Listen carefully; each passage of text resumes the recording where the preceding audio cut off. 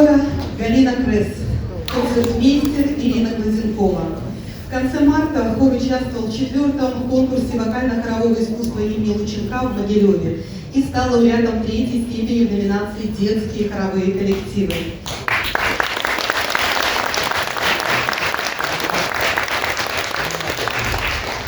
У Петра Ильича Чайковского не было своих детей, но он очень любил своих племянников. Для них он написал свой знаменитый фортепианный цикл «Детский альбом». 24 пьесы, как 24 часа из жизни ребенка. Открывается этот цикл пьесой «Утренняя молитва». В советских изданиях название было исправлено на «Утреннее размышление». Сейчас мы услышим эту композицию со словами. Музыка Чайковского, слова Машистова «Утро».